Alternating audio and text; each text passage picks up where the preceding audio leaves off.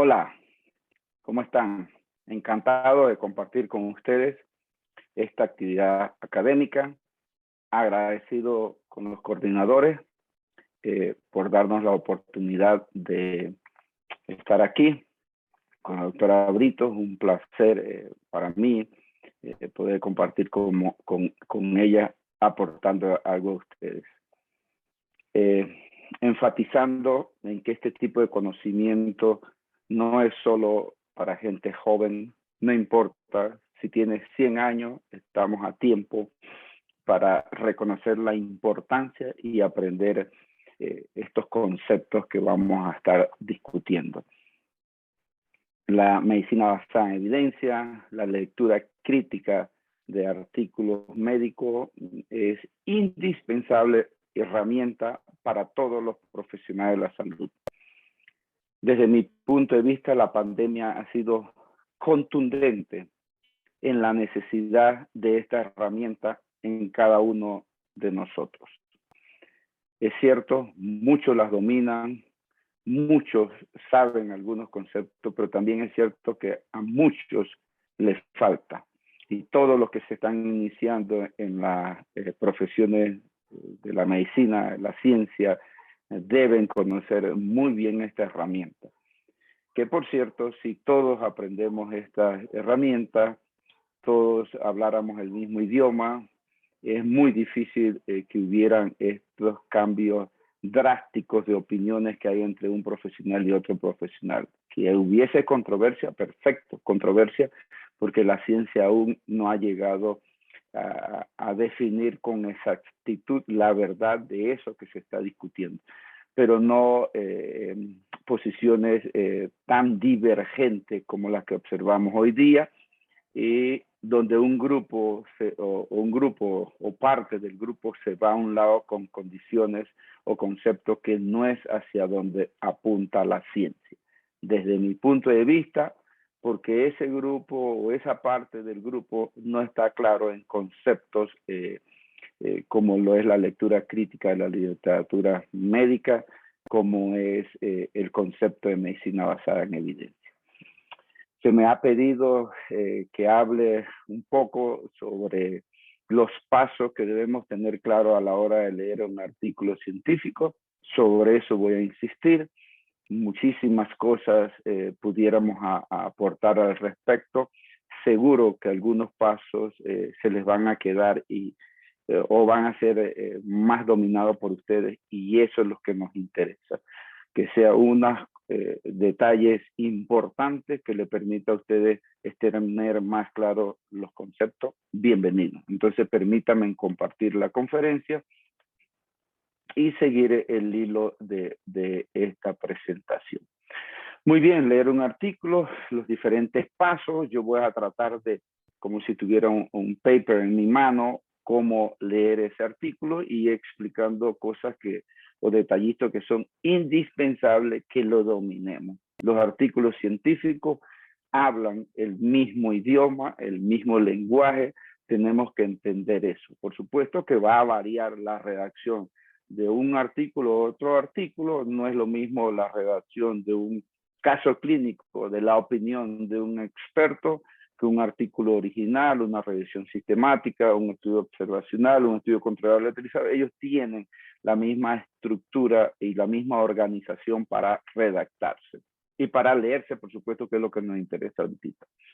Esta herramienta, ustedes la conocen muy bien, la famosa pirámide sobre los niveles de evidencia, que yo la pongo de esta forma para tratar de entenderla como si fueran diferentes escalones que tú vas avanzando desde el punto de vista del conocimiento, y cómo en el escalón más alto se encuentran las mejores evidencias o la verdad más la ciencia y su verdad más real, para llamarlo de esta forma. Entonces podemos ver cómo iniciamos la base, que es la opinión o la información básica de una información, pero no necesariamente esa es la verdad. Cómo podemos ver lo que es la publicación, casos, series de casos, avanzando un poquito más, ¿Y cómo llegamos al nivel de lo que yo escribo usualmente como evidencia tipo C, para llamar la evidencia A lo superior, B intermedia y C una evidencia inferior, pero que sigue siendo una evidencia? Y por ejemplo, eso correspondería a estudios de corte o estudios observacionales, casos y controles o estudios epidemiológicos. Esa evidencia es muy buena, es necesaria, hay que publicarla, se necesita conocerla, pero tú tienes que aprender a interpretarla y conocer la información que se te da allí. La información que hay a nivel de estos escalones, estudio de corte, caso de control, estudio epidemiológico, estudios observacionales, puede ser muy buena, pero no puede ser la verdad, ¿sí?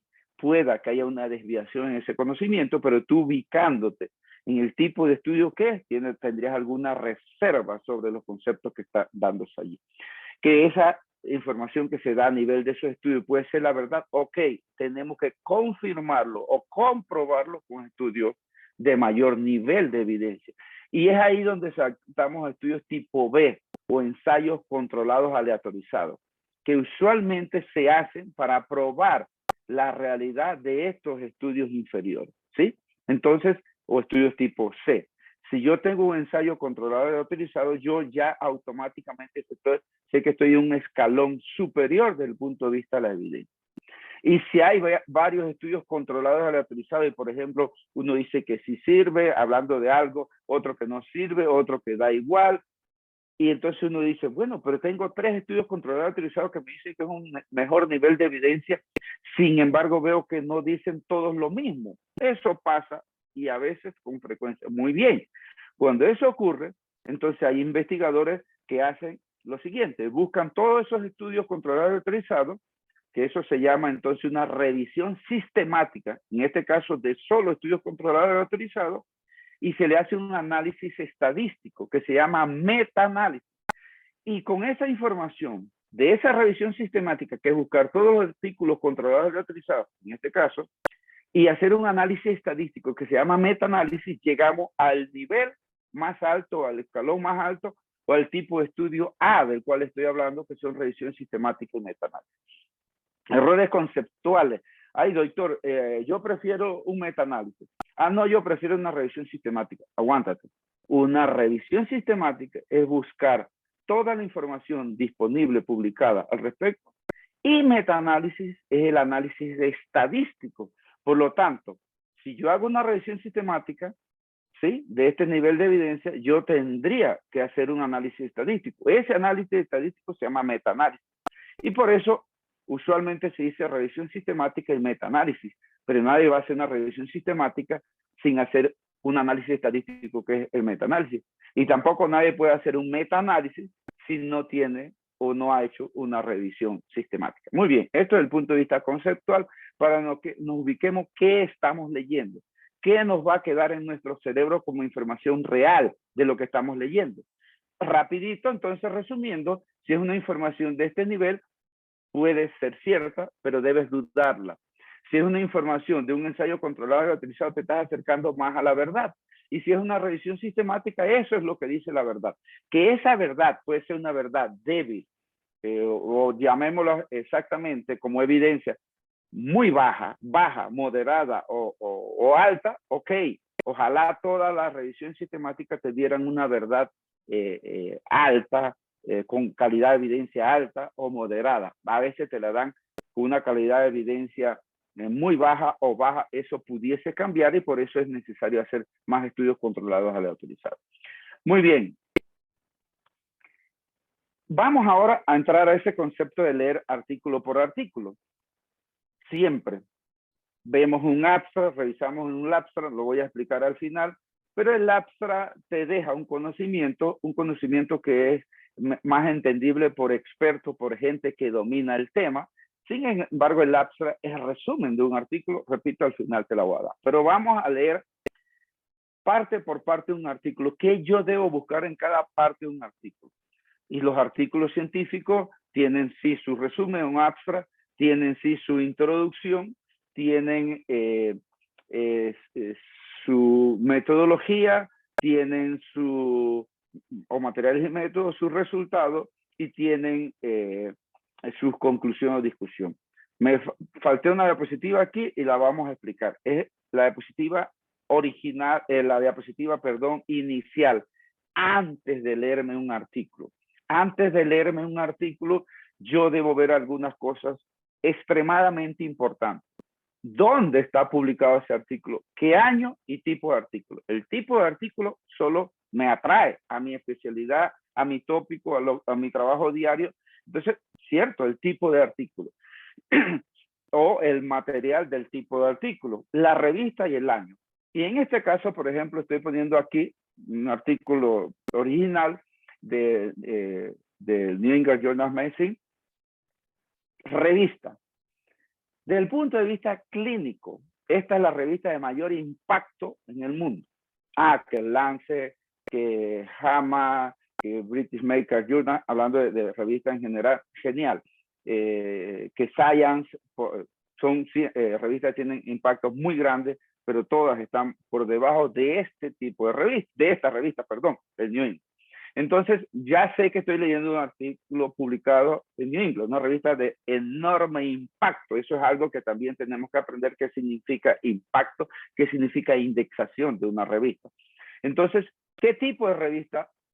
¿Qué material me voy a leer?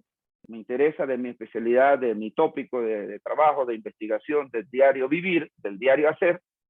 ¿En qué tipo de revista? ¿En qué año? No puede ser que me esté leyendo un artículo y no sepa cuándo fue publicado. Y en este caso ya sé la revista, pero también veo aquí el año. Fue publicado el 3 de junio del año 2020. El tipo o el tema, dice un estudio aleatorizado de hidroxicloroquina en pacientes como profilaxis para COVID-19 en pacientes que se han expuesto o han estado en contacto con alguien que tiene la enfermedad. Entonces, genial. Si yo estoy el día 3 de junio leyéndome eso, que de hecho fue así, cuando salió este artículo, yo lo primero que veo es, espérame, un tema extremadamente interesante. Cuando está en el boom que todo el mundo quería usar hidroxicloroquina.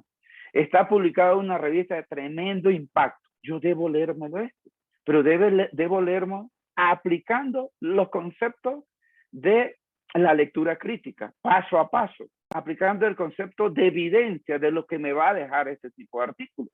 Entonces eso es lo que voy a hacer. Como está de moda y sigue arrollándonos todavía COVID-19, entonces veamos algo de lo que pasó al principio de esta pandemia, cómo actuamos y cómo deberíamos de haber actuado y qué resultados tenemos hoy, 2 años después.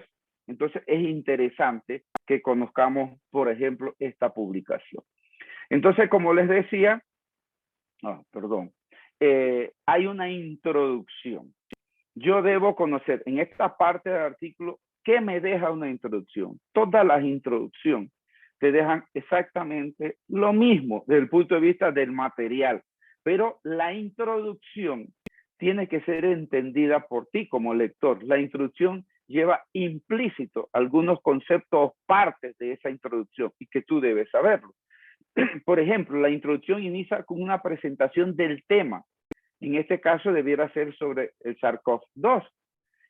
Ese es el tema que estamos discutiendo según lo que yo vi en ese título de esa diapositiva. Entonces es una presentación del tema. Sigue y nos habla de un núcleo del tema. Y aquí veo que el núcleo central es la hidroxicloroquina. Nos tiene que explicar eso en la introducción.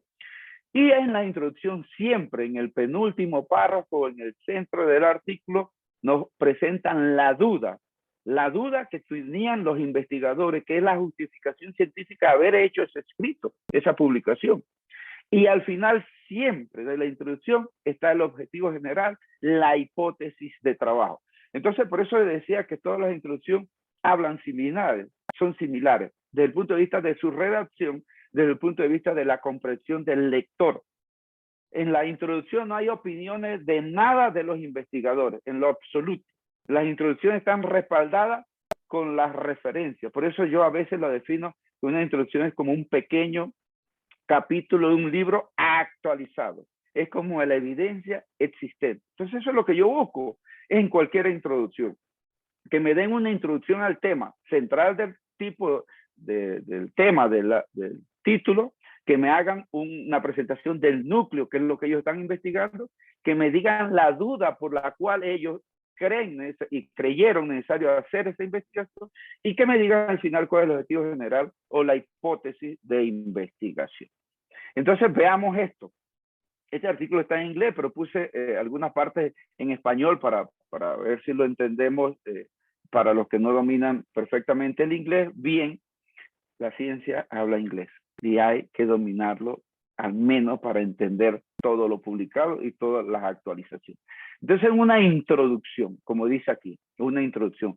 ¿Qué se hace? Una presentación del tema, un núcleo del tema, una duda, una justificación, objetivos. Entonces, presentación del tema. Nos empiezan a hablar qué es SARS-CoV-2, cómo surgió o cómo ha surgido esta nueva infección. Eso es lo que yo veo aquí. Y de una vez nos empiezan a hablar que la cloroquina, como la molécula derivada, tanto la cloroquina como la molécula derivada de hidroxicloroquina tienen actividad in vitro contra el SARS-CoV, el 1, el SARS-CoV-2. Entonces se cree que la hidroxicloroquina altera la glicosilación terminal del receptor de la enzima convertidora de la angiotensina, que es allí donde se une el virus, y que esto pudiese alterar la evolución de la infección. Genial, todo esto es teoría, pero ese es el núcleo. Yo tengo que saber el porqué de la hidroxicloroquina y su investigación. Pero de una vez, vean, aquí sigue, y en este párrafo intermedio de la introducción, parte final de la introducción, dice aquí, la mayoría de los estudios clínicos de cloroquina o hidroxicloroquina para COVID-19 se han centrado en pacientes hospitalizados. Genial. Están, y para ese momento se estaban llevando ya aprobados muchos estudios, pero en pacientes hospitalizados. Entonces, sin embargo, para alterar la trayectoria de la epidemia es necesario romper la cadena de transmisión. El riesgo de transmisión secundaria en el hogar se ha estimado entre el 15 y el 10%. La posibilidad que te contagie de otro paciente o de un familiar enfermo. Entonces dice, estudios de cortes pequeñas, estudios tipo C, no aleatorizados, estudios observacionales y no controlados, han sugerido que el uso de hidroxicloroquina podría reducir incluso o eliminar este riesgo.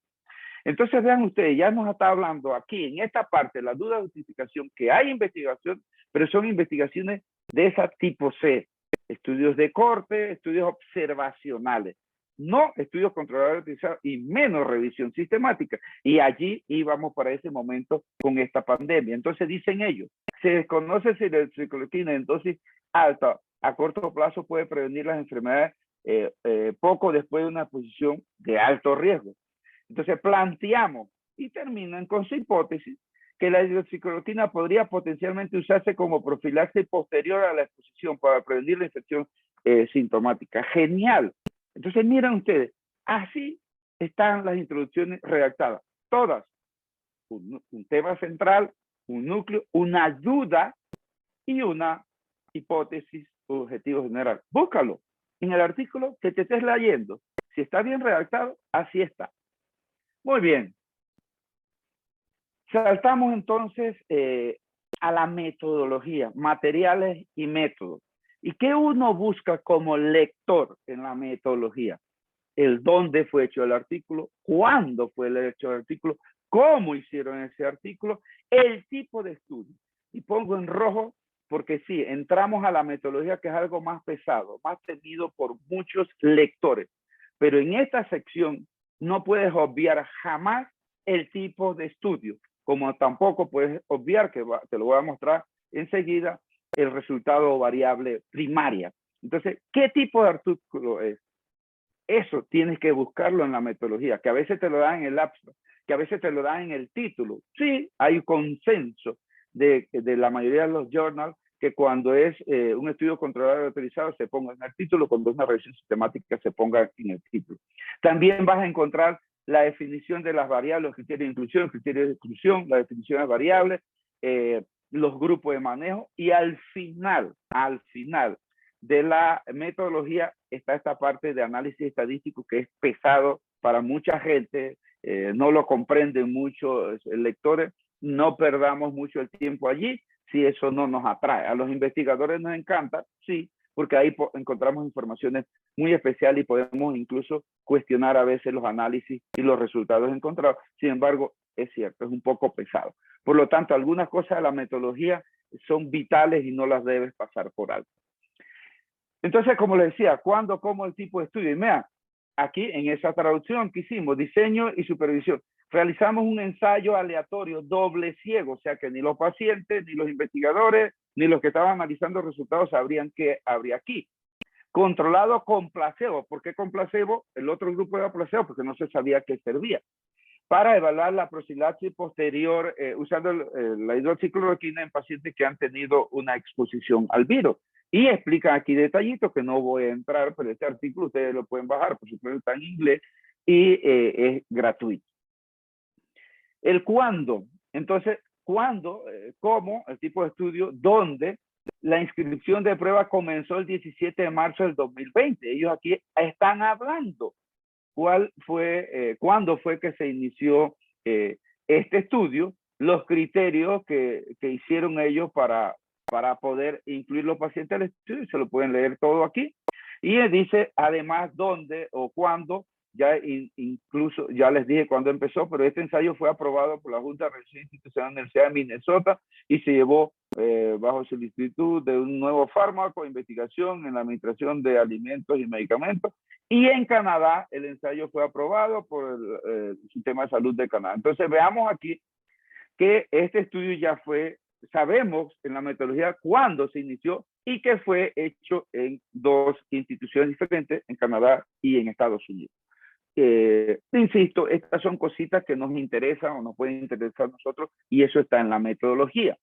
El cómo, entonces, cómo se hizo el estudio, se incluye participantes que tuvieron exposición doméstica o ocupacional, trabajadores de salud, a una persona con COVID-19 confirmado, una distancia de menos de 6 pies por más de 10 minutos sin usar mascarilla ni protector ocular, mientras se usaba mascarilla pero sin protector ocular. Todo esto se analizó y estos son los criterios para poder incluir estos pacientes en este estudio en particular. Recuerden que los criterios de inclusión pueden variar entre un estudio y otro estudio, pero usted tiene que ver cómo hicieron ese estudio y posiblemente cuestionarse algunas cosas, resultado final. Seguimos viendo grupo y manejo. La aleatorización, cómo se hizo, no voy a entrar en detallito aquí, pero en un lado cómo se usó la hidroxicloroquina, en el otro lado cómo se usó placebo, las dosis, todo eso lo podemos ver aquí.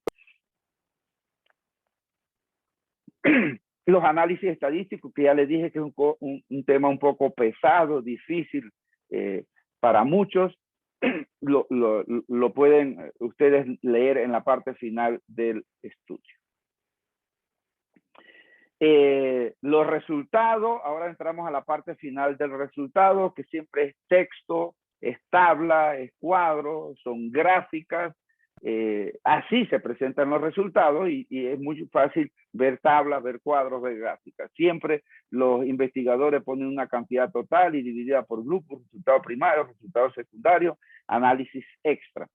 En un ensayo controlado utilizado jamás pierdan de vista, jamás, que se debe tener una gráfica inicial que es un flujograma que les permite a ustedes saber qué cantidad de pacientes podían entrar, qué cantidad de pacientes se ingresó al estudio, qué cantidad de pacientes fueron excluidas y en la parte final siempre el flujograma, qué pacientes fueron realmente analizados. Siempre en el estudio controlado utilizado tiene que haber una tabla número 1 que permite ver si los grupos son comparables. Esta tabla es extremadamente importante porque si el estudio fue hecho en forma de una aleatorización correcta, vas a observar allí que los grupos son comparables. Si el estudio no es aleatorizado, posiblemente los grupos no son comparables. Entonces, si los grupos no son comparables, siempre nos queda la duda si el resultado primario o el resultado final se debe a los grupos o se debe a la droga o al medicamento o a la condición investigada. Y usualmente hay una tabla 2, pues tabla 3, tabla 4, donde están los resultados primarios y los resultados secundarios. Entonces, el resultado primario, recuerden que es la parte más importante para el investigador, los investigadores, para el estudio, porque es que con lo que están buscando comparar lo encontrado en un lado o en el otro lado, un grupo o en otro grupo. Veremos. Esto no lo podemos pasar por alto. Una forma esquemática de definirle a ustedes la importancia del valor de P. Cuando hablamos de valor de P es porque nos están dando comparación entre dos grupos. Si hay diferencias significativas. Si se valida o no la hipótesis nula. La hipótesis nula es que no hay diferencia significativa. Si la hay, entonces la P o el riesgo relativo o el intervalo, el odds ratio nos van a permitir observar eso. Pero rapidito, el valor de P es P o hay diferencia significativa si está por debajo de 0.05, es decir, 0.04999. Por eso pongo aquí la línea roja. Si la P es 0.05 no hay diferencia significativa, pero si es menos de 0.05 es significativa. Entonces, ¿qué significa esto? Y valga la redundancia. Que cuando una P es menor de 0.05 hay diferencia significativa, hay una posibilidad significativa de que ocurra bajo otro escenario, eso mismo que se ha probado allí. Y por eso hablamos, por ejemplo, una P de 0.03 significa que en verdad se cumple un 97%, que tengo 3% de posibilidad de error. Una P también le da indirectamente a usted esa posibilidad de error. La ciencia no es exacta, ¿sí? Pero hay un rango de certeza. Y nosotros debemos saber que hay una posibilidad de error. Sin embargo, si la P es mayor de 5, ya ese error de 5% más no se acepta y por eso es que no hay diferencia significativa. Entonces, los resultados, repito, aquí ya salté a la sección de resultados, puedo leer y en el texto me empiezan a decir cuántos pacientes fueron vistos, estudiados, 414 en un grupo, 407 en el otro grupo y me dice figura 1. ¿Por qué? Porque la figura 1 es el flujograma que yo debo ver rapidito y aquí está. ¿Cuántos pacientes fueron candidatos? ¿Cuántos pacientes eran asintomáticos? ¿Cuántos pacientes fueron aleatorizados? Si hubo exclusión. Y finalmente, ¿cuántos pacientes entraron al grupo de hidroxicloroquina para el análisis final? 414 y 407 al grupo placebo. Veamos entonces, eso era el flujograma, eso te permite, y eso está en todo estudio controlado utilizado, sin excepción, ahí lo tienes que buscar. Y siempre hay una tabla primera o tabla 1, que es la que te permite saber si los grupos son comparables. Donde observe que los grupos no son comparables y hay una tendencia, una variable más a un grupo o otro grupo, entonces ya te vas a cuestionar si el resultado final se debe o no se debe a la variable estudiada. Por ejemplo, la edad. Aquí vemos que la edad media, 41 años, 40 años, en el grupo de hidroxicloroquina placebo no hay diferencia significativa. El peso promedio tampoco, el sexo tampoco, fumadores tampoco, trabajadores de la salud, los días en que empezó el estudio, la existencia de comorbilidad. Entonces ustedes pueden ver 51% hipertenso, 48%, esa diferencia no es significativa, asma, diabetes. ¿Qué tal que usted encuentre más diferencia significativa en un grupo versus el otro grupo? Por ejemplo, que encuentres más pacientes hipertensos en el grupo de placebo. Entonces tú dirías, a los hipertensos sabemos que les va peor. Y probemos que le fue peor al placebo. Entonces tú dirías, ¿fue por no haber usado un medicamento y por haber usado placebo? ¿O fue por ese concepto de la edad? Entonces, cuando se hace un estudio controlado utilizado, todo esto se controla por el tipo de estudio, eso es así al azar, y no debe haber diferencia. Por eso usted tiene que ver esta tabla. Esta tabla es la que le permite a usted saber si los grupos son comparables o no son comparables. Donde esta tabla tenga diferencia, fatal. Y veamos nosotros. Este famoso estudio, el estudio Henry Ford, el estudio que se usó como caballito de batalla para decir que la hidroxicloroquina es lo máximo. Este estudio aquí hubo un infectólogo panameño que está en Estados Unidos que vino a hacer mucha conferencia y lo veíamos casi a diario en programas de la televisión hablando a favor de la hidroxicloroquina y usaba como concepto este estudio. El estudio de Henry Ford, un estudio muy bueno, pero un estudio observacional. Un estudio donde hay varios grupos, sin embargo, esos grupos no fueron escogidos al azar, sino fue a criterio de los médicos, estudio observacional. Muy bueno el estudio, pero los resultados, cuidado, es un estudio observacional.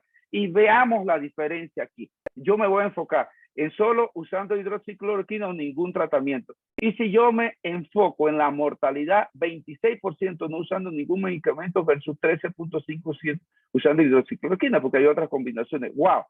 altamente significativo. Entonces, si hablamos de mortalidad, yo veo esto, yo digo, pero espérate, no dale ningún medicamento, se muere más gente que usando hidroxicloroquina. Hidroxicloroquina es lo máximo y es significativo, doctor. Ok, pero veamos esta tabla primero, la tabla número 1, que es la que nos compara a los grupos, y vean ustedes las diferencias que van a encontrar. Vean solo la edad. La edad promedio, 68 años, no usando ningún medicamento, y 63 años usando hidroxicloroquina, y eso es significativo. Entonces, espérate, ¿se murió más pacientes los que no usaron ninguna droga porque eran más viejos o fue realmente por hidroxicloroquina? Ya al ver diferencias significativas en ese grupo, en esa variable, me cuestiona el resultado. Pero sigamos viendo, más de 65 años, lo que sabemos que le va peor, 61% no usó ningún medicamento y 49% usó hidroxicloroquina, significativamente. Entonces, ¿se murieron más porque tenían más edad o porque usaron hidroxicloroquina? ¿Ves la diferencia? Los grupos no son comparables, porque este es un estudio observacional. Bueno, el estudio observacional, pero con precaución, con pinzas se toman los resultados. Y otras variables, miren ustedes, índice de masa corporal, más gorditos o más obesidad en los pacientes que tenían hidroxicloroquina versus placebo, y eso es significativo. O sea, esto iba en contra de ese grupo que recibió hidroxicloroquina. No son comparables, las variables pueden ser a favor o en contra, no son comparables, tienen que ser iguales. Enfermedad pulmonar crónica, también peor en las hidroxicloroquina, pero también sabemos que ese grupo de pacientes usa más corticoides y probablemente esa sea la diferencia. También aquí vemos cáncer, 19% no usaban ningún medicamento y solo 13-14% usaban hidroxicloroquina. Entonces los pacientes que tenían cáncer no les estaban dando hidroxicloroquina, se morían más. Y aquí no se los pongo, pero también el grupo de hidroxicloroquina fue el grupo que más corticoides recibió. Y después supimos que el corticoide se favorecía los resultados de mortalidad. Entonces, los resultados finales, la siguiente tabla de este estudio, me va a decir, como ya lo ven aquí, que hay menos muertes usando hidroxicloroquina. Pero ¿se debe a la hidroxicloroquina o se debe a que el grupo tenía menos comorbilidad o tenía mejores condiciones? Esos errores no se observan en un estudio realmente aleatorizado. Y por eso, este nivel de estudio tipo C no es el mejor resultado para tomar decisiones. Tengo que irme a un estudio superior, que son los estudios aleatorizados. Doctores, que no existen estudios controlados aleatorizados. Ok, entonces yo manejaría con pinza la posibilidad de usar esto. No se van a publicar nunca estudios controlados aleatorizados, entonces hay que tener estos resultados. Pero cuando se publicó este estudio, ya teníamos evidencia de estudios controlados aleatorizados que no avalaban estos resultados. Seguimos. Aquí entonces vemos los resultados de la tabla 2 del estudio que empezamos a discutir al principio. ¿Y qué vamos a ver en la tabla 2? Pues tabla 3 para los resultados primarios y secundarios. Entonces vean ustedes aquí, confirmado probable COVID-19, 11.8% hidroxicloroquina, 14.4% placebo, la P no significativa. No hay beneficio, ya, listo, ya terminé ese estudio, no leo más. Pero confirmado por laboratorio o solo con síntomas, no hay diferencia significativa. Y esto, como era profiláctico en los primeros días en pacientes expuestos, vean ustedes, no hay muerte, hospitalización 1 en cada grupo, no hay diferencia significativa. Entonces, cuidado. El estudio controlado y utilizado es el que te permite saber si hay diferencia en los grupos. Y ya vieron, y vuelvo a repasar, este estudio controlado y utilizado, todas las variables, no hay diferencia significativa en el estudio controlado y utilizado, eso sale al azar, porque todos los pacientes tenían el mismo criterio y a la hora de dividirse, se dividían igual a placebo, igual a hidroxicloroquina. Este estudio, el estudio Henry Ford, no, eso fue a criterio de los médicos, a este le da, a este no le da, a este sí le da, a este no le da, vamos a analizar eso. Es estudio observacional, comparativo, pero no aleatorizado. Y ahí ven ustedes los resultados. Muchos, desde que salió este estudio, dijimos, cuidado, este estudio no, este estudio no, este estudio no. Y nos cayó encima muchísima gente diciendo que ahí estaban los resultados, que ahí estaban los datos, e incluso más estudios. Yo por ahí veía en las redes que van 3.000, que van 4.000, que van 6.000, que van 20.000 pacientes a favor de hidroxicloroquina, menos muertes. Sí, pero estudios no aleatorizados. Ahí tienen los resultados. Hoy día podemos decir, entonces, hay muchísimos estudios controlados y aleatorizados, más de 26 estudios, la última vez que estuve revisando esto, de que no favorecen la hidroxicloroquina. Y hasta el día de hoy no hay un solo estudio controlado y utilizado que haya encontrado beneficio a favor de la hidroxicloroquina. Incluso la tendencia a la mortalidad es mayor. Muy bien. Y entonces entramos a la parte final de la discusión de un artículo, que es la sección esta de discusión, que es los comentarios. Esta es una parte de un artículo que se toma también con muchísimo cuidado. Si usted ya ha aprendido a interpretar los resultados correctamente, aquí está la opinión de los investigadores.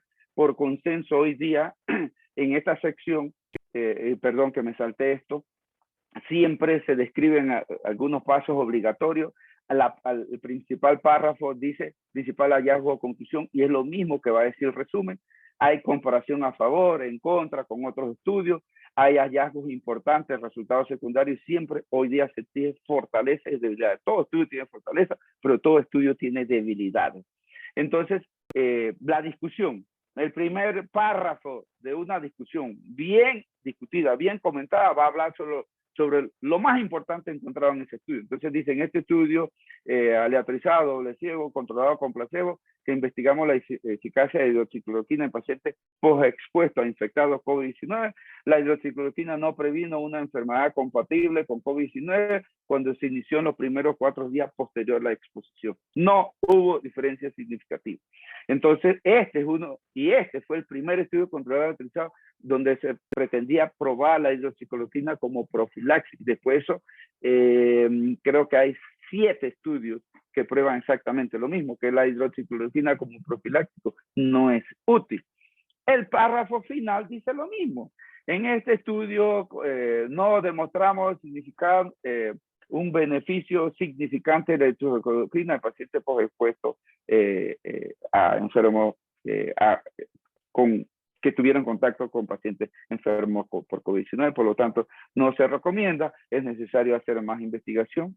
Genial. Esto como comentario final aquí, perdón, pero hay, al pegar la diapositiva, se corrió algunas cosas, pero no importa. Es riesgo relativo y OR, interpretación. Síganme.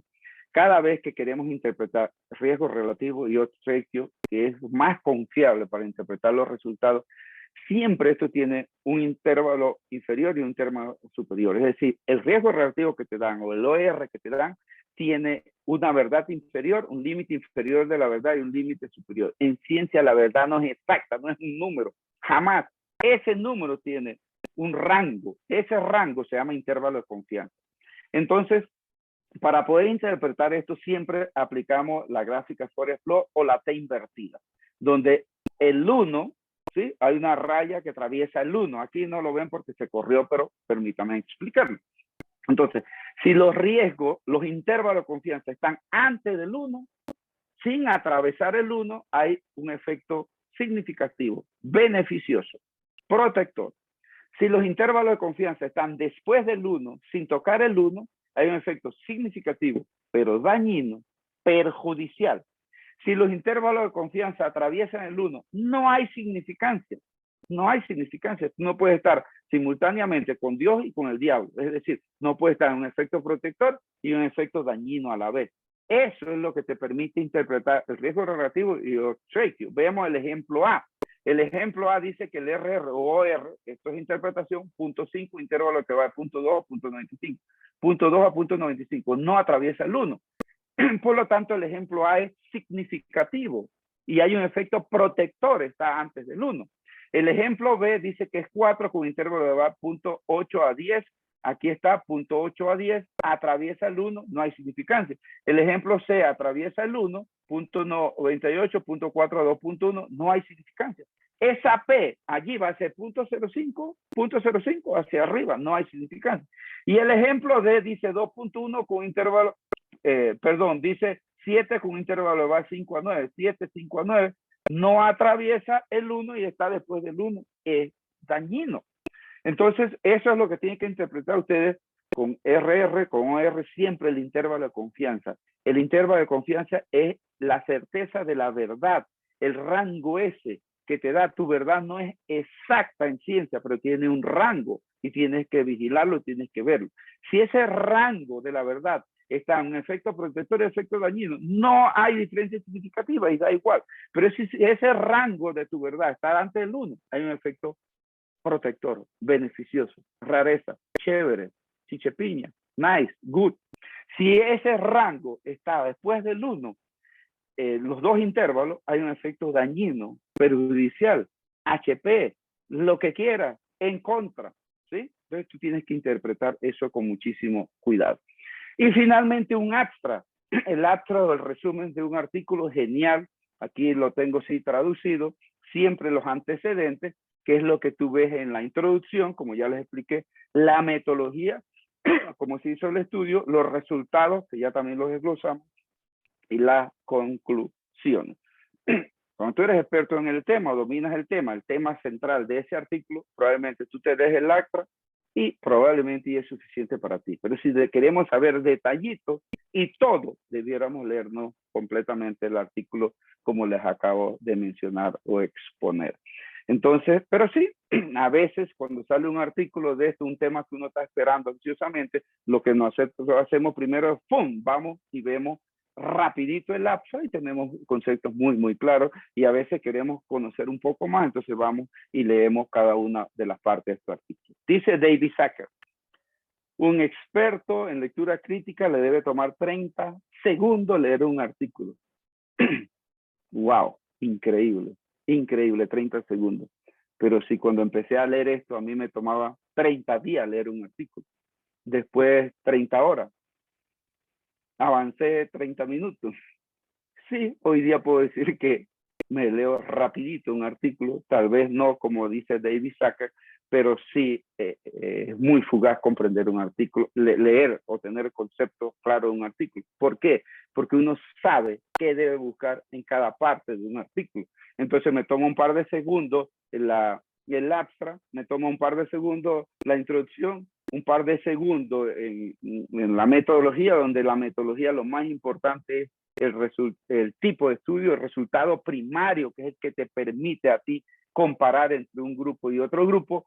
Recuerde que el resultado primario es como quien está viendo un juego de fútbol, dos equipos jugando, donde uno tiene que ganar o perder o hay empate. ¿Y cómo definimos quién gana, quién pierde o hay empate? Por goles. Entonces, todo estudio controlado y utilizado tiene que tener un resultado primario. Ese resultado primario es el que permite comparar si le fue mejor a un grupo, le fue peor al otro grupo, o les va igual y hay empate. Entonces, usted tiene que saber cuál es el resultado primario y eso lo encuentra en la sección de metodología. Y al final, las conclusiones, que son usualmente, solo aparecen en el APTRA, lo más relevante según los investigadores en base a su resultado primario. Esto es lo mismo que ya les dije, cada parte de un artículo, el resumen, el abstract, que puede ser lo primero que te lee, que es lo que te entusiasma leer los artículos, que vas a buscar en la introducción, un núcleo, ¿sí? Un tema central, un núcleo, la duda de por qué se hizo la investigación, al final el objetivo general, la hipótesis, en metodología el tipo de estudio, dónde, cuándo, cómo se hizo, resultado primario, etcétera, etcétera. En la sección de resultados, gráficas, figuras, cuadros, la discusión y la referencia bibliográfica final. Jóvenes, para mí ha sido un privilegio compartir con ustedes este artículo, esperando que sea, esta forma de leer un artículo, esperando que sea de provecho. Agradecido como siempre a los que nos invitaron. Bye. Muchísimas gracias, doctor, nuevamente. Creo que todos estamos muy claros con la presentación y los datos que nos ha brindado y le agradecemos muchísimo y que ojalá se pueda quedar para la presentación de la doctora Gabriel y así comentar también. La siguiente presentación y cerramos nuestra sesión científica la llevará la doctora Gabriel Britton. La doctora Gabriel Britton es investigadora del Instituto de Investigaciones Científicas y Servicio de Alta Tecnología INDICASAT. La doctora Gabriel Britton tiene una licenciatura en psicología con una maestría en psicología y un doctorado en neurociencias y psicología. Es una de nuestras investigadoras repatriadas. La repatriamos en el 2006, ya tiene más de 10 años de estar con nosotros trabajando en INDICASAT, muy orgullosos de poder traer talento que estaba trabajando en Estados Unidos por más de 5 años en una universidad de alto renombre y ahora produciendo para la ciencia en Panamá. Investigadora distinguida del Sistema Nacional de Investigación y una de nuestras investigadoras seniors del instituto. Sin más, le doy la bienvenida y agradeciendo nuevamente a la doctora Gabriel por darnos la presentación el día de hoy. Ya puede compartir, doctora. Gracias, Alci, y buenos días a todas y a todos, y gracias por compartir con nosotros esta mañana. Estos eventos son sumamente importantes y concuerdo con las palabras del doctor Bruno en que esto es un inicio para nosotros poder ejecutar importantes estudios que son no solamente esenciales en el país, pero que también han sido de mucha necesidad. Así que muchísimas gracias por invitarme esta mañana. Bueno, me encantó la presentación del doctor Vigil, obviamente excelente docencia, y creo que muy bueno el orden en el que hicieron esto hoy, porque como bien dice el doctor Vigil, a todas las edades tenemos que mantenernos al día en la lectura de la ciencia. Es muy importante, particularmente en los tiempos que estamos viviendo, obviamente en plena pandemia, que haya solamente 10 voces hablando no científicamente, puede causar muchísimo más daño. Y por eso las personas que estamos leyendo la ciencia y que nos apegamos a la literatura científica, tenemos que hacer ese balance, tenemos que poder silenciar esas voces. Y por eso es tan importante mantenerse actualizados a todas las edades. Ok, vamos a comenzar. Hoy les voy a hablar en realidad un poco sobre cómo empezar a escribir un artículo científico, aunque bien saben que esto toma mucho tiempo, mucho esfuerzo. Vamos a empezar hoy, pero como le había conversado a actividades antes de esta sesión, creo que es muy importante continuar estas discusiones e incluso tener talleres de escritura científica y tener talleres donde podemos rebotar ideas unos con los otros, los clínicos, los investigadores en ciencia básica, para poder realizar estudios en un futuro y poder entonces publicarlos, porque obviamente primero hay que realizar un estudio para poder publicarlo. Entonces, con el permiso de todos, hice mis diapositivas en inglés, porque hay que saber leer en inglés para poder leer artículos científicos. Entonces, hoy les voy a hablar un poquito, este es un resumen de lo que les voy a hablar. Voy a darles un poco de mis primeras observaciones sobre cómo empezar a pensar en escribir ciencia, algunas vías a la publicación, ¿verdad? Las diferentes vías que podemos tomar hacia la publicación, cómo seleccionar una revista correcta, ¿verdad? Cómo seleccionarla. Algunas cosas que debemos saber sobre criterios de autoría, que eso es esencial. Otras maneras en que nosotros los investigadores, y hablo de nuestra parte, los investigadores del INDICASAT, por ejemplo, cómo podemos nosotros ayudar en cosas que quizás a los clínicos les parezca como que están, cosas que están fuera de su conocimiento, y algunos pensamientos y conclusiones finales. Ok, empecemos con esto. Para publicar tenemos que leer mucho, tenemos que leer un montón. Mantenernos actualizados requiere que estemos constantemente leyendo la literatura científica. Esto es lo que previene lo que decía el doctor Vigil sobre personas que dicen, por ejemplo, bueno, en mi experiencia o en mi opinión, porque ese tipo de comentario en realidad no está basado en la evidencia. Sin embargo, si eres una persona que está actualizada o que por lo menos tiene una práctica de apartar un tiempo cada semana para poder leer la literatura, entonces sabes que estás manteniéndote al día, por lo menos en la literatura científica. Pero esto toma apartar el tiempo para hacer esto, ¿sí? Hay que tener como algo de... La manera que yo le digo a mis estudiantes, a veces en mi grupo de trabajo, es que tenemos que ponernos metas. Digamos que tu meta inicial es leer 2 artículos científicos a la semana. Entonces eso es una meta e intenta cumplirla. Digamos que entonces estás leyendo más de 2 artículos a la semana. Bueno, ahora estás leyendo 5 artículos a la semana. Para cada día de la semana vas a leer un artículo. Entonces vas formando un criterio, vas armando no solamente la biblioteca digital en tu computadora, pero también vas anotando ideas, vas generando una idea del tipo de trabajo que se está realizando en el área que te interesa. Y eso me parece muy importante porque así como cualquier tipo de publicación, las personas que dicen que quieren escribir un libro, por ejemplo, el primer paso para escribir un libro es leer muchos libros. Asimismo en la ciencia, el primer paso para publicar un artículo científico es leer artículos científicos. Bueno, a esto le agrego que en Panamá la gran mayoría de las ideas todavía no se han ejecutado. Entonces, esto es una ventaja que tenemos en Panamá.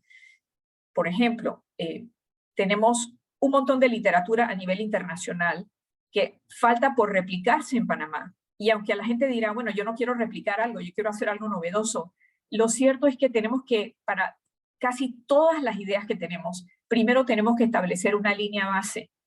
Voy a utilizar nuestro programa de investigación, el que llevo adelante con Alcibiades Villarreal y mis colegas en el INDICASAT y en otras instituciones nacionales, que es el programa de investigación sobre las personas mayores, la salud de personas mayores, que en muchos países ya tenía una delantera de 50 hasta 70 años de investigación en estudios longitudinales, pero nosotros no podíamos empezar directamente donde esos estudios ya estaban. Teníamos que primero arrojar una línea base, teníamos que empezar con estudios observacionales, como los que describía el doctor Vigil. Tenemos que empezar con describir, por ejemplo, cuántas enfermedades crónicas tienen los adultos mayores que estamos muestreando, cuáles son sus características de fragilidad, sus características de niveles de educación, para entonces de ahí poder arrancar otra cosa. Entonces, esto es una ventaja porque resulta que la gran mayoría de las cosas que nos interesan en las ciencias médicas no se han investigado en Panamá. Claro, la gran mayoría. De hecho, en casi todos los discursos que da el doctor Ortega y otros secretarios nacionales de la CENACYT que vinieron antes que él, uno de los retos que tenemos en Panamá es enfocar nuestra investigación hacia problemas que son pertinentes al país. Y pertinentes al país invariablemente nos va a llevar hacia las ciencias médicas, las ciencias clínicas. Entonces hay un montón de investigación que se está haciendo sobre enfermedades que en realidad no están en la top 10, por ejemplo, las 10 principales causas de mortalidad ni de morbilidad, y se está invirtiendo un montón de dinero en estas enfermedades que son como de tercer mundo, cuando en realidad Panamá sigue un patrón de primer mundo. Tenemos, por ejemplo, una de las primeras causas de muerte son cáncer, enfermedades neurológicas, enfermedades cardíacas, y sin embargo, en las tres cosas que acabo de mencionar, en cuanto a investigación básica, por ejemplo, se invierte menos en esas tres que se invierte en, por ejemplo, malaria, o se invierte, por ejemplo, en Chagas, y esto tiene que cambiar. Entonces, ahí es donde creo que es muy importante esta alianza que hemos realizado con las personas del Hospital Paitilla y los jóvenes especialmente, pero de todas las edades, porque pienso que todos podemos aportar de alguna manera. Aquí es donde nosotros podemos hacer un real cambio. Ya generar nuevos programas que son más pertinentes a los problemas de salud que nos aquejan en Panamá. Así que de esta manera arranco con estas premisas muy básicas. Hay que leer mucho y hay que establecer metas y cumplir esas metas, ¿verdad? Y por segundo también, lo bueno es que hay un montón de estudios que se pueden realizar, que sí se han realizado en otros países y que podemos hacerlas acá, como decía el doctor Vigil, de reproducibilidad. Eso es importante, ver cómo se comportan estas diferentes enfermedades en nuestro contexto para establecer una línea base y de ahí poder arrancar. Entonces, estas dos cosas creo que es un buen punto en donde arrancar. ¿Cómo podemos empezar, por ejemplo? ¿Cuáles son algunas maneras en que podemos empezar? Bueno, aquí hay unas recomendaciones que yo sigo y que les recomiendo a mi grupo de trabajo.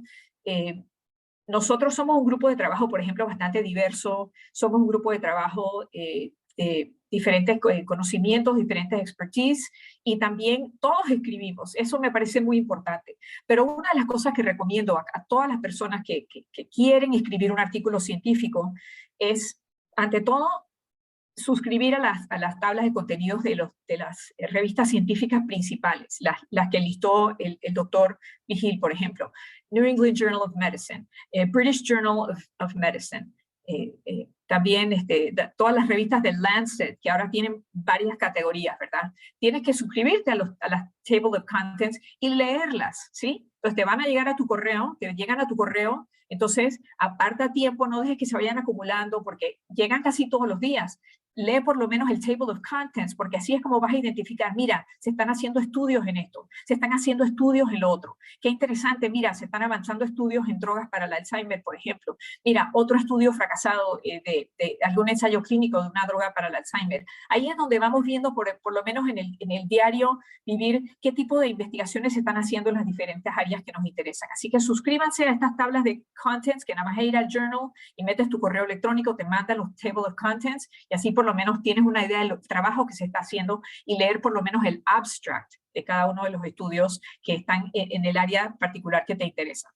Lo segundo que recomiendo es registrarse en PubMed Central, que es del NIH. Este es como que la biblioteca virtual, ¿verdad? Digital de toda la literatura en las ciencias médicas. Ellos tienen una plataforma en donde, por ejemplo, funciona, donde tienes tu usuario y tu contraseña, y la plataforma tiene maneras, por ejemplo, de hacer búsquedas y guardarlas en diferentes categorías. Entonces, mientras vas encontrando literatura, también puedes sortear por año, puedes sortear por tipo de estudio, pueden ser solamente randomized control trials, si es lo que te interesa, puede ser solamente estudios que están libremente disponibles, pero puedes ir haciendo búsquedas y vas organizándolos en diferentes bibliotecas. Esto es muy importante porque, como bien saben, la literatura se mueve a un paso muy, muy rápido. Entonces, tenemos que ir recogiendo estos estudios, tomando en cuenta los datos que nos compartió el doctor Vigil, por ejemplo, sobre en qué tipo de journals ha sido publicado, en qué año fue publicado. PubMed también te dice, por ejemplo, cuántos otros estudios han citado ese estudio.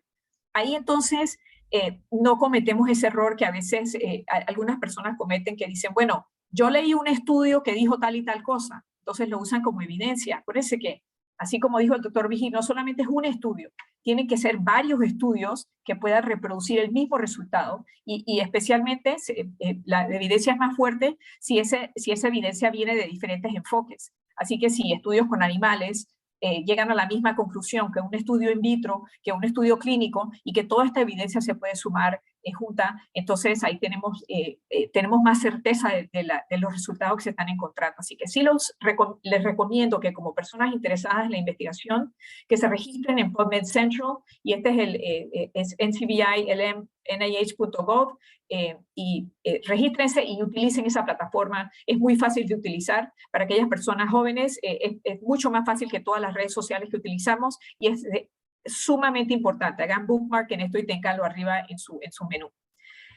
Con base a esto van a empezar a organizar la literatura, ¿verdad? Y a organizar sus ideas alrededor de ciertos temas y enfoques también, ¿verdad? Now, tenemos retos importantes porque, por ejemplo, nuevamente utilizo mi área de investigación como ejemplo. Nosotros estamos interesados en la salud de personas mayores. Eso es un tema muy, muy amplio, pero estamos específicamente interesados en deterioro cognitivo y su progresión al Alzheimer. Y esto nos obliga a leer, por ejemplo, no solamente estudios clínicos, obviamente, pero tenemos que conocer mucho sobre la biología del Alzheimer y esas vías de señalización implicadas en el Alzheimer, las proteínas involucradas. Entonces, es importante que cuando vayas organizando la literatura, que tengas algún sistema de organización, por ejemplo, quizás al principio dos categorías amplias como estudios clínicos y estudios básicos, ¿verdad? Entonces de ahí tener varias ramas, varios folders en donde ahí se van como haciendo con más y más detalles los diferentes tipos de estudios que les interesan. Y si están bajando papers, por ejemplo, no les recomiendo que los bajen por autor y por año, porque no nos vamos a acordar de los nombres de los autores. Guarden los archivos y definitivamente cámbienle los nombres, porque los nombres que salen cuando bajamos los artículos son solamente números y eso no nos dice nada. Y si todos los días estás desperdiciando 5, 10, 20 minutos solamente encontrando un archivo, a lo largo de un año has desperdiciado horas y semanas de tu tiempo.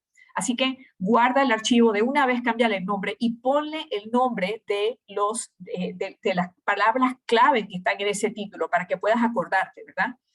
También pongo al final, casi siempre pongo, definitivamente pongo el año y pongo la revista que se publicó. Entonces ya tengo 3 cosas importantes solamente en el nombre del archivo, y eso es algo muy importante porque ya verán que muy rápidamente su computadora va a estar llena de papers. Y siempre me preocupa cuando me siento al lado de un estudiante que me va a mostrar algo sobre una tesis que está escribiendo o algo, y cuando veo su computadora hay un folder en el desktop que se llama Papers. Y cuando lo abren hay 400.000 papers adentro. Eso no es manera de organizarse. Y recuerden que yo considero que 90% del éxito es la organización, ¿sí? Así que recuerden eso, hay que organizarse. Ya cuando estamos organizándonos, esta es otra que me parece muy importante y que nosotros arrancamos así con nuestro programa de personas mayores. Identifiquen estudios potenciales que pueden ser realizados en nuestro contexto. Esto es muy, muy, muy importante. De repente lees un estudio que está publicado en el New England Journal of Medicine y tú dices, wow, esto es algo que quizás nosotros podamos hacer aquí en Panamá. Entonces, y voy a volver a esto después en la charla, porque esto es una manera, por ejemplo, yo guardo estos papers en folders especiales en donde digo que ideas potenciales para realizar. Quizás no sé si tengo todas las herramientas, no sé si tengo todo el recurso humano necesario, pero los guardo de todos modos porque me parece muy interesante la posibilidad de poder ejecutar ese estudio dentro de nuestro contexto y aportar, empezando desde ese punto, uno, replicando o no el estudio que se hizo a nivel internacional, y dos, proporcionando algún tipo de variables particulares que distinguen, por ejemplo, lo que estamos haciendo en Panamá versus en otros países, ya sean variables sociales, típicamente variables de índole socioeconómico, cosas así, pero nos da una idea de en qué dirección debemos estar moviéndonos para entonces ir formando un cuerpo de trabajo, ¿verdad? Esto ya lo estamos haciendo, ¿no? Organizando journal clubs y sesiones científicas para hacer este tipo de brainstorming. Esto es esencial. Me encantan estas actividades que han organizado y justo le estaba comentando a Alcibiades que yo sé que este es el segundo evento y deberíamos entonces ponerlo como en el calendario, como digamos, el segundo sábado de todos los meses vamos a reunirnos a hablar. Y vamos a reunirnos a hablar sobre diferentes temas, por ejemplo.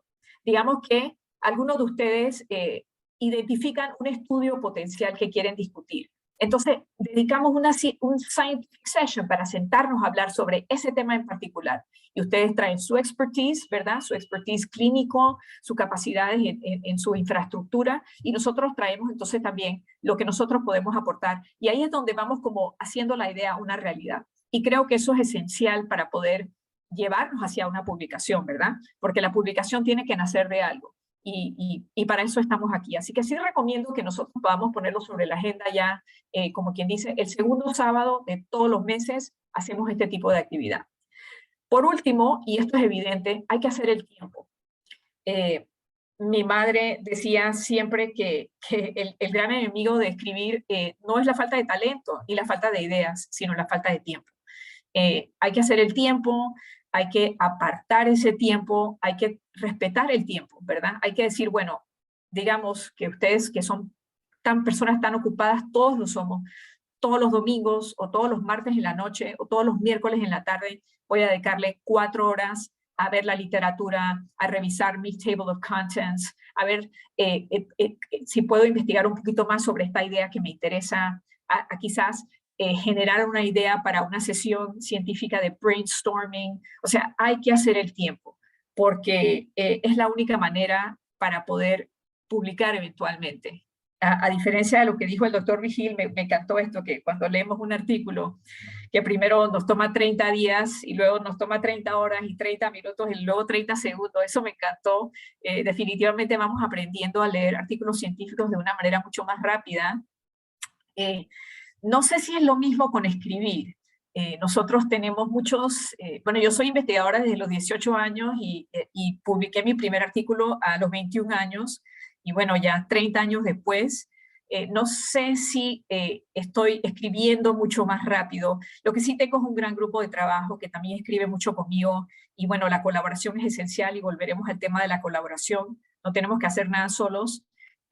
Así que, pero escribir es mucho más complicado que leer un artículo científico, y por eso es que hay que hacer el tiempo, porque como cualquier otra habilidad, escribir un buen artículo nos volvemos mejor al escribirlo, definitivamente, porque hay que practicar escribir. Pero siempre se puede contar con un grupo de personas para no desanimarnos, porque yo sé que para muchos de ustedes inglés no es su lengua materna, si quieren publicar en inglés, y para muchos que nunca han publicado un artículo quizás pensarán que es una cosa que no sé si voy a poder hacerlo, es una tarea tan grande, pero hay personas, muchísimas en Panamá, que estamos publicando y estamos aquí para colaborar y para ayudar en este tema. Así que hacer el tiempo. Ok, así es como empezamos. Seguimos. Aquí tengo como un esquema bien general sobre algunas vías a la publicación, ¿sí? Entonces, vamos a considerar algunas de estas vías. El doctor Vigil habló sobre diferentes tipos de papers también, ¿verdad? En cualquier journal que estamos leyendo, por ejemplo, hay desde cartas al editor, opiniones, ¿verdad? Perspectivas, hay artículos de hipótesis, hay artículos de investigación propiamente, largos y cortos, ¿verdad? Está el short communication, y hay artículos de revisión. Había un tiempo donde para escribir un artículo de revisión o el review article, tenías que recibir una invitación de un journal. Eso ya no es el caso. Ahora, tú puedes proponer, puedes escribir a una revista, primero lee las instrucciones de los autores la premisa de las revistas, si ellos reciben, por ejemplo, propuestas para un review article. Pero, por ejemplo, ahora sí se puede escribir a una revista y decirles, bueno, yo tengo una idea para un review article, se trata de esto y está en este tema. Yo considero que escribir un review article, que mis estudiantes han hecho, mi grupo de trabajo lo hemos realizado en varias ocasiones, es difícil, pero también hay muchas recompensas, ¿verdad? Es un ejercicio tenaz en escribir en leer artículos científicos. De repente también aprendes a organizarte muy bien, la literatura empieza a organizarte, empieza a tener sentido, y también produce que el resultado de escribir un artículo como este es que estamos al día en cierto tema, ¿sí? A mí me parece un ejercicio extraordinario. Y escribir un artículo de revisión, por cierto, no requiere obviamente que hayamos ejecutado algún tipo de investigación en el área. Sería importante, obviamente, por eso algunas revistas exigen que las personas que escriben review articles sean también investigadores en esas áreas. Pero no es cierto en todos los casos, porque en el caso, por ejemplo, de personas que están en áreas clínicas, pueden escribir un review article sobre la evidencia clínica y eso es aceptado en muchas revistas. Así que esto es un ejercicio que sí les recomiendo, es una maratón, no es una carrera larga, puede tomar hasta un año organizarse y escribirlo bien. Mientras pasa el año, hay más estudios que van saliendo, pero me parece una buena manera de empezar a escribir un artículo científico. Y podemos retomar este tema en una sesión científica futura, si es un ejercicio que a algunos de ustedes les interesa realizar. La segunda vía de la publicación que me parece muy importante, aquí la pongo en el centro porque me parece la más importante, es lo que les mencioné anteriormente, que es identificar un estudio en alguna revista que ustedes consideran que puede ser realizada en nuestro contexto. Entonces, hay ciertas preguntas que nos tenemos que hacer, ¿no? Primero, leer el artículo de una manera muy crítica, como lo describió el doctor Vigil. Entonces, de esa lectura sacamos, por ejemplo, de que tenemos una muestra similar en Panamá para realizar ese tipo de estudio. Tenemos las herramientas analíticas, ¿verdad? Las tenemos desde el lado del hospital, por ejemplo, del lado del INDICASAT. Tenemos la experiencia, tenemos, ¿verdad?, el recurso humano. Esta es la que casi siempre sí. Necesitamos colaborar y la respuesta siempre es sí. Necesitamos colaborar siempre para hacer un estudio.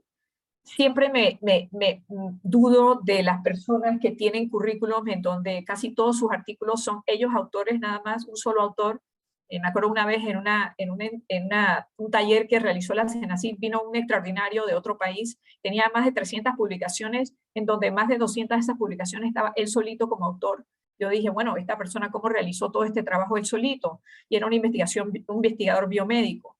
Necesitamos colaborar, sin duda. No vamos a realizar ningún tipo de estudio sin colaborar. Entonces, nuevamente, este tema lo vamos a retomar, lo debemos retomar en una sesión científica futura, en donde cuando alguien haya identificado tal estudio y haya recogido cierta literatura al respecto y podamos juntar cabezas y poder hacer un brainstorming y ver de qué manera mejor podemos ejecutar esa idea en Panamá. Entonces ya estamos un paso más cerca hacia publicar un artículo sobre un tema importante en las ciencias médicas y en nuestro entorno.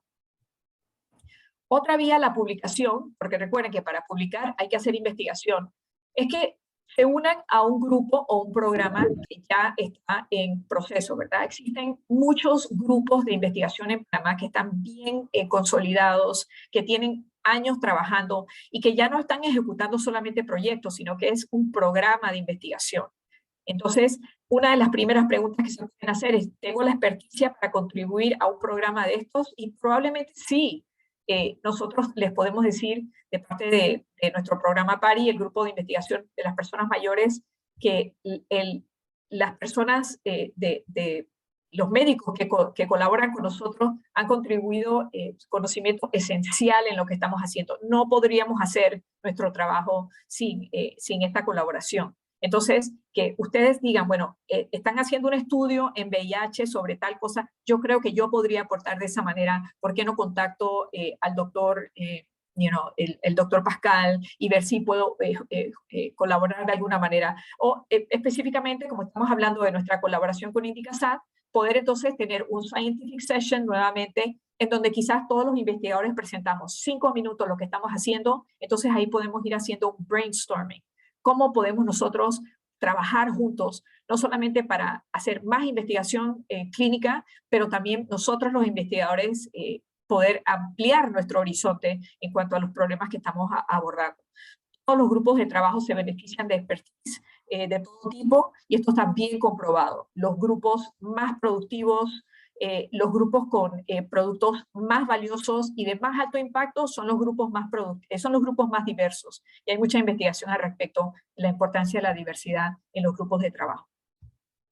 Ok, entonces para resumir, hay diferentes maneras de llegar a la publicación. Podemos escribir un review article, que con mucho gusto podemos hacer un ejercicio sobre esto, que creo que sería un importante ejercicio. Identificar un estudio que se pueda realizar en nuestro contexto, o también tratar de generar nuevas ideas a raíz de un programa que ya existe. Ok, a raíz de lo que hablaba el doctor Vigil, hablando sobre, por ejemplo, también el doctor Bruno, que mencionó tan acertadamente que hay que mantenerse actualizado.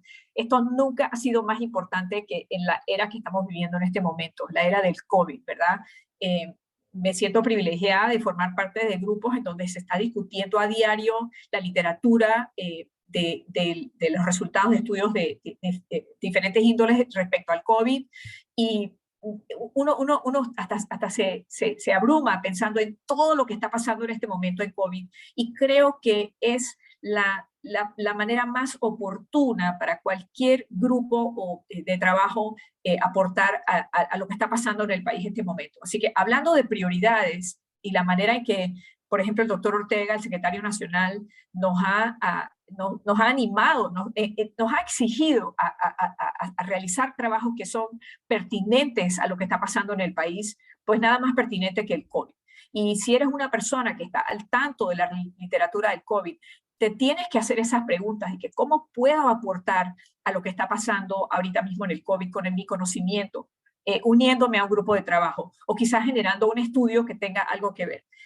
Por si no lo sabían, por ejemplo, en este momento un grupo de personas que han venido trabajando desde los inicios de la pandemia para hacer esto posible, liderados por la doctora Stevia Montalva, que es una psiquiatra que trabaja de la Caja de Seguro Social, por fin logró que la Caja de Seguro Social le reconociera tiempo para investigar a los psiquiatras a nivel nacional, a realizar un estudio sobre síntomas neuropsiquiátricos en personas recuperadas de COVID a nivel nacional. Esto ha tomado mucho tiempo para que se aprobara a nivel institucional, para pasar el protocolo por el Comité de Bioética, y todo esto nos ha llevado al punto donde por fin ya pueden empezar a hacer este trabajo, que sin duda va a ser de gran impacto en el país y va a ser una contribución que se va a sumar a toda la literatura sobre las secuelas neuropsiquiátricas, neurológicas del COVID. Entonces, creo que esta es una manera muy importante que podemos aportar.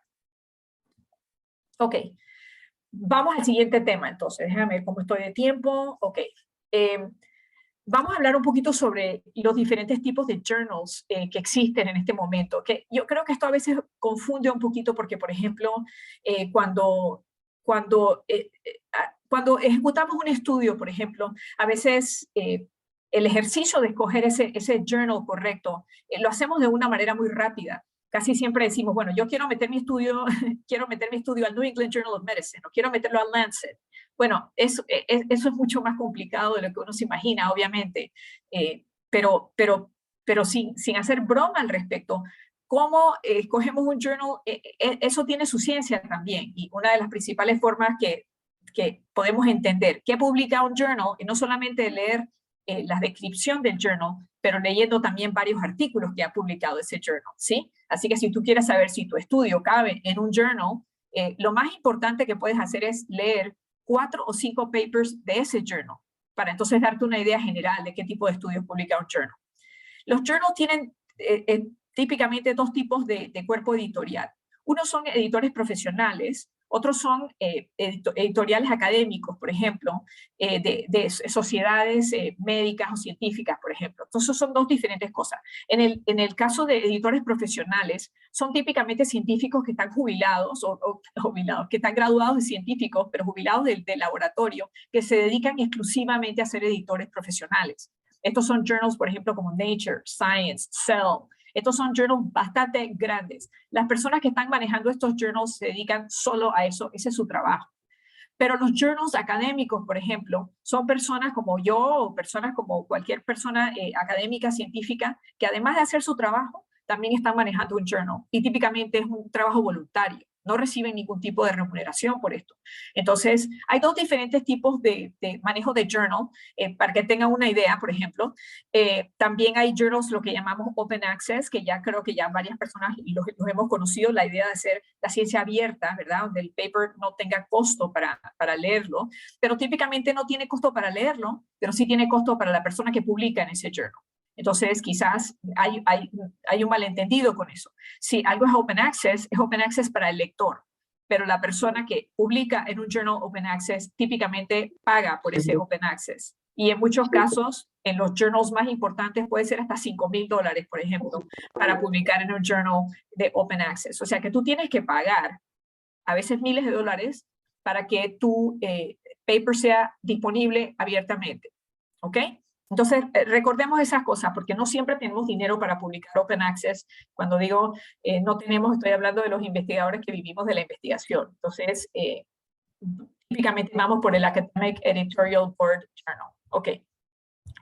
¿Qué cosas hay nuevas desde que quizás muchos de nosotros nos graduamos, por ejemplo? ¿Qué cosas nuevas hay? Bueno, ahora en algunos journals que no cobran por publicar, tenemos un acceso de publicar open access. Entonces hay un monto, por ejemplo, $800, $1,000, te dan esa opción y decir, bueno, si tú pagas, si te acepta tu paper y tú pagas este fondo, tu paper puede ser open access y así más personas lo pueden leer. Eso es algo que es nuevo desde que yo me gradué, por lo menos.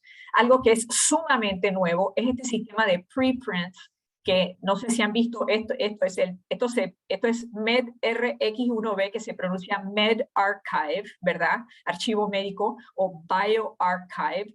Estos son como unos depósitos en línea que han surgido en donde permiten publicar, por ejemplo, e-prints, o sea, versiones digitales inéditas de papers de ciencias de la salud, por ejemplo. En el caso de medRxiv, son papers en ciencias de la salud. En el caso de bioRxiv, son papers en biología, por ejemplo, las ciencias básicas. Entonces, son inéditos estos papers en áreas de medicina, investigación clínica, ciencias de la salud. Entonces, esto no es sin cargo al lector. ¿Y para qué sirve? Bueno, publicas primero ahí. Acuérdate que eso no ha pasado por peer review. Entonces, está publicado en este archive y permite que muchas personas lo lean, y antes de que sea publicado en un journal, antes que salga oficialmente en un journal, ya está siendo libremente discutido, está disponible, y los grandes financiadores de investigación como el NIH está aceptando este tipo de publicación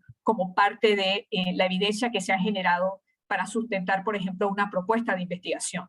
Así que estas son cosas que son nuevas y que creo que son importantes. Recientemente el doctor Villarreal publicó y nosotros todos juntos publicamos un artículo sobre unas pruebas de detección de COVID y lo publicamos primero en medRxiv. Entonces eso nos permitió que personas pudieran ver el paper antes de que entrara al journal donde fue publicado.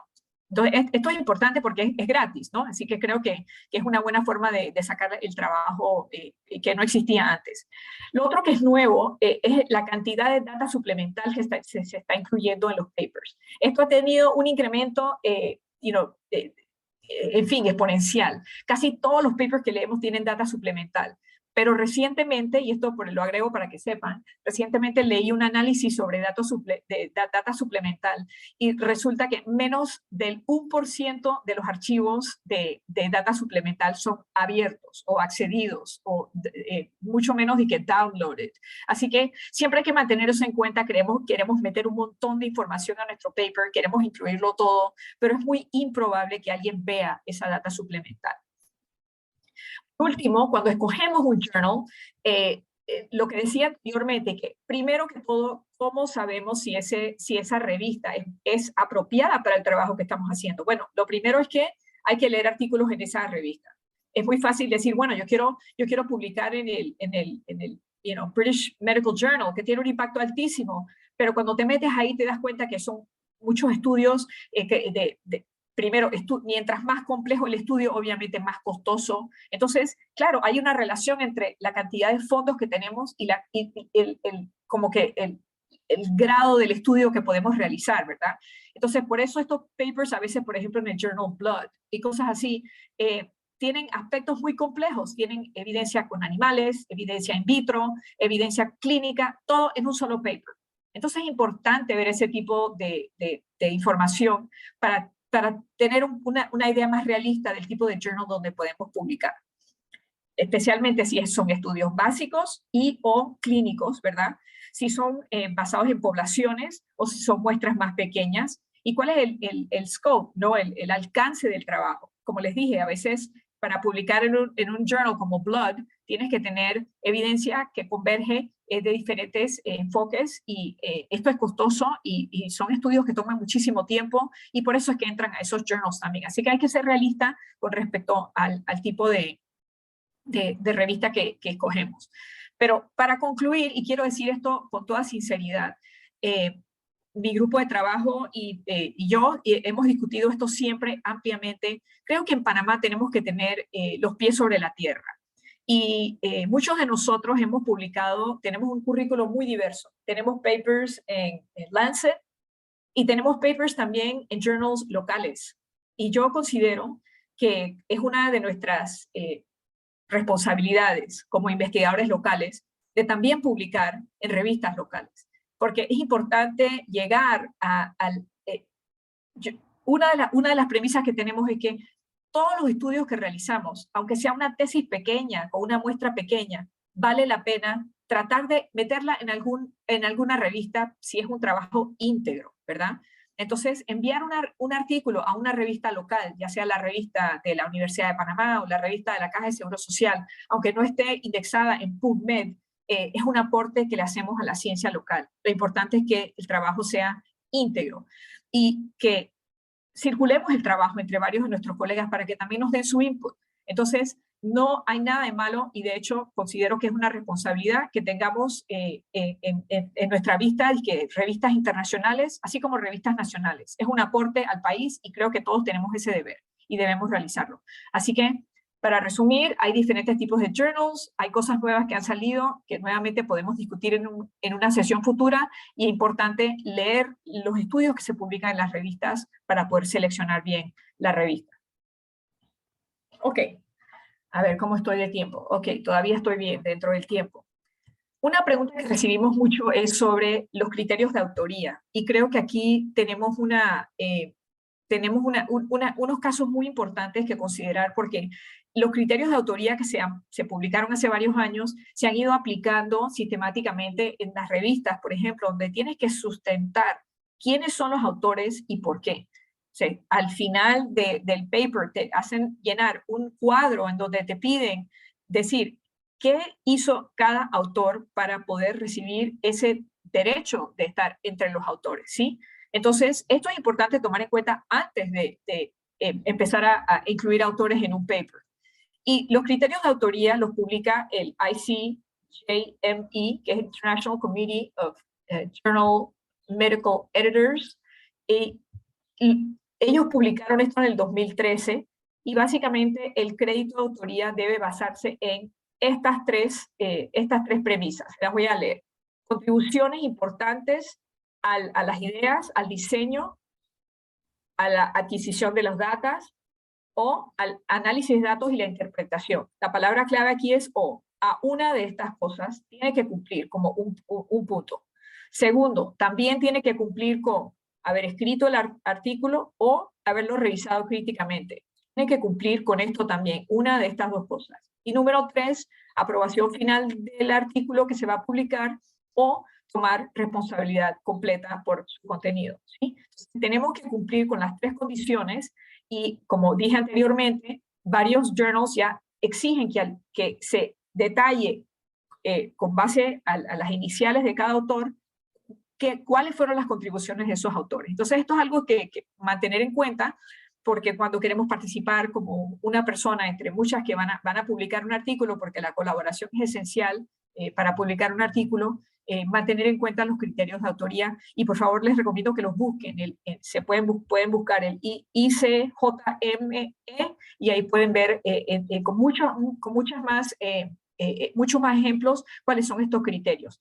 Si, por ejemplo, solamente compraste los animales o proporcionaste una droga o proporcionaste algún tipo de herramienta o incluso si financiaste parte del estudio, entonces solamente vas en los acknowledgements y no entre los autores. Y más se está exigiendo que estos criterios se cumplan. Ok. Estaba pensando a veces también cuando hablamos con algunos de nuestros colegas médicos y se sienten como abrumados con alguna de las cosas como engorrosas de las publicaciones, y yo siempre digo, bueno, ahí es donde nosotros podemos ayudarlos, porque no solamente tenemos grupos de estudiantes que pueden hacer estas cosas mucho más rápido que nosotros, por ejemplo, y son cosas como, por ejemplo, hacer las gráficas y las imágenes. Ellos generan gráficas e imágenes así súper rápido porque trabajamos con Excel y trabajamos con diferentes software de gráficas muy rápidamente, formateando las referencias, que ahora todo eso se ha vuelto como utilizar ciertos software, ¿verdad? Son cosas que nosotros podemos ayudarlos y que no se abrumen con estos temas. Y muchos de nosotros también tenemos mucha experiencia en análisis estadístico. Entonces, uno de los enfoques que he tomado, yo soy la que hago los análisis estadísticos en mi grupo de trabajo, y recientemente hemos contratado una segunda persona que entonces ahora podemos ambos hacer análisis estadísticos independientemente y ver si convergen sobre los mismos resultados.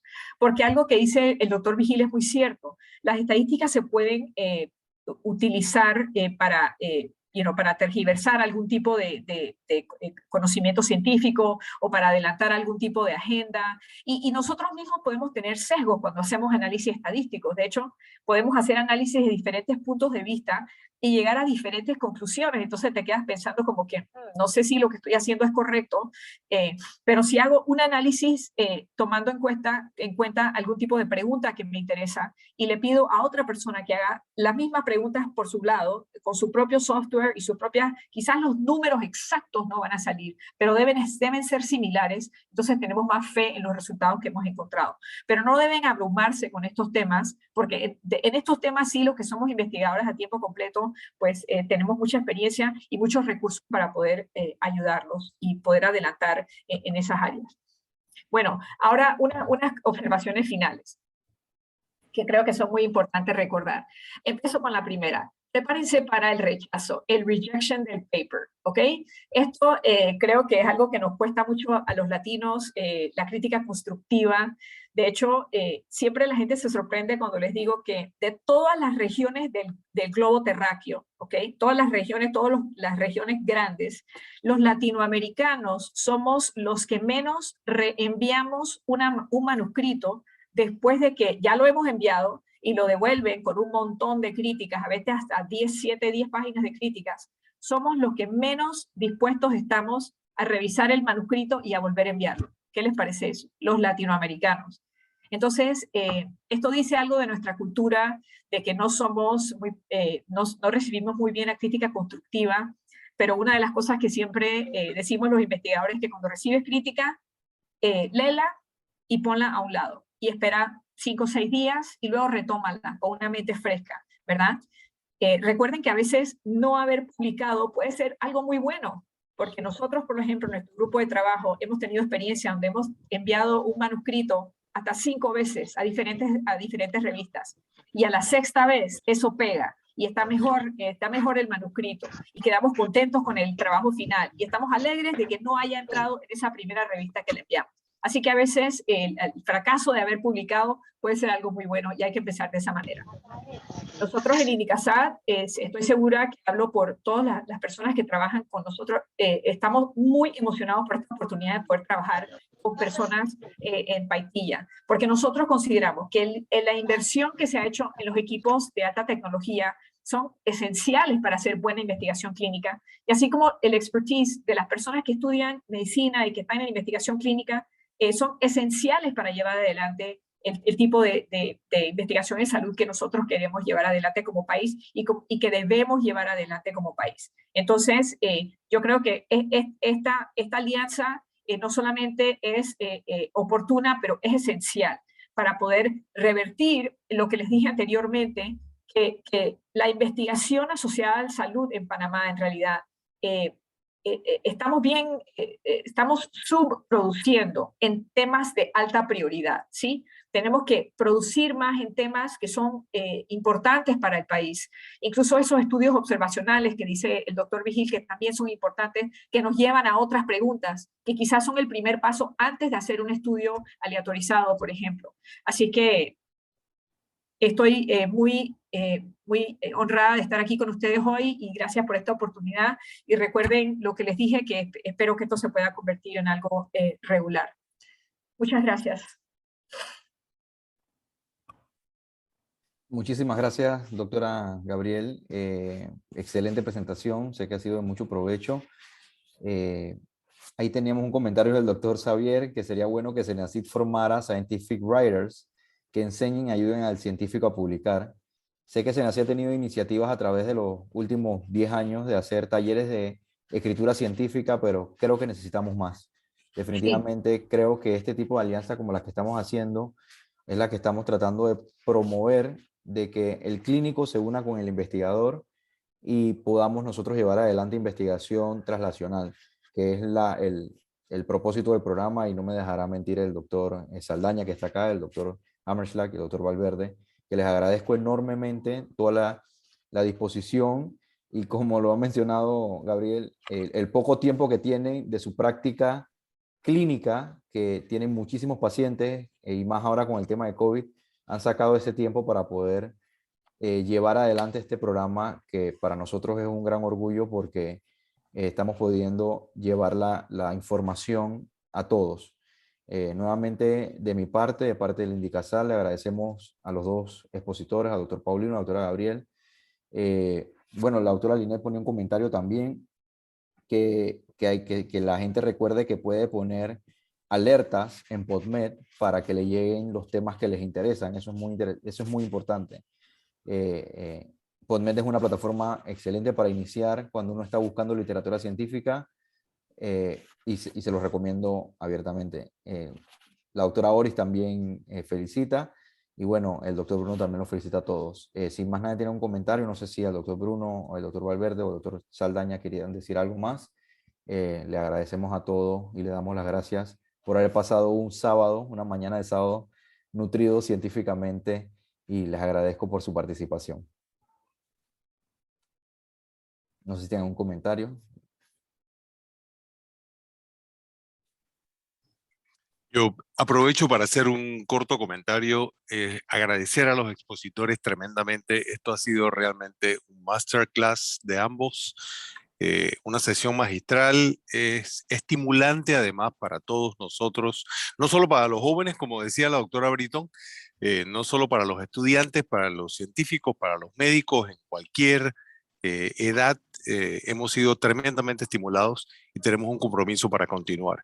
Así que los estimulo a todos a participar en las próximas sesiones y como dijo la doctora Britton, trataremos de hacer cada 2 semanas simplemente con temas de interés que todos podemos proponer para ser analizados y revisados. Y de ahí puede venir el pie para un estudio posterior. Muchas gracias a todos. Well, Muchas gracias. Desde el punto de vista de Hospital Paitilla como director médico, nada más reiterar el agradecimiento a ustedes, a todos los que participan, la doctora Brito, una excelente presentación, Paulino, fabulosa como siempre, y sin lugar a dudas nosotros vamos a continuar esto porque inclusive en todas las áreas de las ciencias médicas hay la oportunidad de investigar y de leer y publicar. Como decían los dos expositores, a medida que uno va escuchando las charlas, yo voy, por ejemplo, pensando en opciones que hay para mi especialidad de ortopedia y traumatología, se van ocurriendo cosas basadas en lo que has leído en artículos previos y que definitivamente, como dice la doctora Britton, no hay escrito en Panamá al respecto de lo nuestro. Así es que tenemos una tabla rasa que podemos empezar a escribir en ella. Muchísimas gracias por el aporte. Muchas gracias, muchas gracias. Bueno, nos despedimos y le damos gracias a todos los participantes y saludos.